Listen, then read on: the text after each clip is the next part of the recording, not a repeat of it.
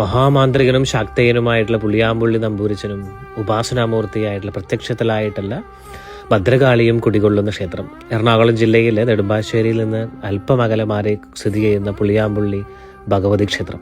പുളിയാമ്പുള്ളി നമ്പൂരിച്ചനെ കുറിച്ച് തീർച്ചയായിട്ടും നിങ്ങൾ അറിഞ്ഞിരിക്കണം. ഉത്തമനായിട്ടുള്ള ബ്രാഹ്മണനാണെങ്കിൽ പോലും ശാക്തേയ പൂജകളിൽ അഗ്രഗണ്യനായിരുന്നു. മാന്ത്രികവും താന്ത്രികവും ഒരുപോലെ കൈകാര്യം ചെയ്ത പുളിയാമ്പുള്ളി നമ്പൂരിച്ചൻ ചൊവ്വ വെള്ളി ദിവസങ്ങൾ അതുപോലെ തന്നെ കറുത്തപക്ഷം ഭാവ് ഉള്ള സമയങ്ങളിൽ ശാക്തേയ പൂജകളിൽ ശക്തമായിട്ട് ദേവിയെ ഉപാസിക്കുന്ന പുളിയാമ്പുള്ളി നമ്പൂരിച്ചൻ.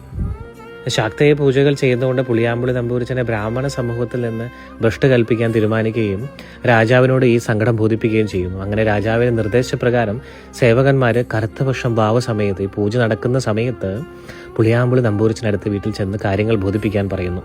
സേവകന്മാർ ഇല്ലത്ത് ചെല്ലുമ്പോൾ കാണുന്നത് ദേവിക്ക് നേദ്യങ്ങൾ പഞ്ചമകാരങ്ങൾ ഉപയോഗിച്ച് ദേവിക്ക് നേദിച്ച ആ പഞ്ചമകാരങ്ങൾ സേവിച്ച് മധോന്മത്തനായി കിടക്കുന്ന നമ്പൂരിച്ചനെയാണ്.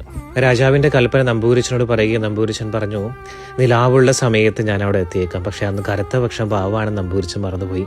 പക്ഷേ ഭക്തവത്സലായ ദേവി തൻ്റെ ഭക്തനായിട്ടുള്ള നമ്പൂരിച്ചന് അപമാനം സഹിക്കാതിരിക്കാൻ വേണ്ടി തൻ്റെ കുണ്ടലങ്ങൾ ഉയർത്തിപ്പിടിക്കുകയും ഇത് കണ്ട മാത്രം എല്ലാവരും വിചാരിച്ചു അത് പൂർണ്ണചന്ദ്രനാണെന്ന്. അങ്ങനെ ആ കുണ്ടലങ്ങളുടെ ശോഭ മൊത്തം വ്യാപിക്കുകയും അതേ സമയം തന്നെ നമ്പൂരിച്ചനും രാജാവിൻ്റെ അടുത്ത് പള്ളിയറയിൽ വാതിൽ മുട്ടുകയും നമ്പൂരിച്ചനാണെന്ന് പറയുകയും ചെയ്തപ്പോൾ നിലാവായിട്ടില്ലല്ലോ, നിലാവാവും വരാൻ പറയുകയും ചെയ്തപ്പോൾ നമ്പൂരിച്ചൻ പറഞ്ഞു, വാതിലൊന്ന് തുറന്നു നോക്കൂ എന്ന് പറഞ്ഞപ്പോൾ വാതിൽ തുറന്നു നോക്കിയപ്പോൾ കണ്ടത് പൂർണ്ണചന്ദ്രൻ ഉദിച്ചു നിൽക്കുന്നതാണ് കണ്ടത്. അങ്ങനെ രാജാവ് നമ്പൂരിയച്ചൽ സംപ്രീതനാകുകയും രാജാവ് പുളിയാമ്പുള്ളി നമ്പൂതിരിക്ക് അനേകം സമ്മാനങ്ങൾ കൊടുത്ത് സന്തോഷിപ്പിക്കുകയും ചെയ്തു. അദ്ദേഹത്തിന് ഇല്ലത്തെത്തിയപ്പോഴേക്കും ചന്ദ്രനും ചന്ദ്രികയും പറഞ്ഞു നല്ല ഇരുട്ടാവുകയും ചെയ്തു.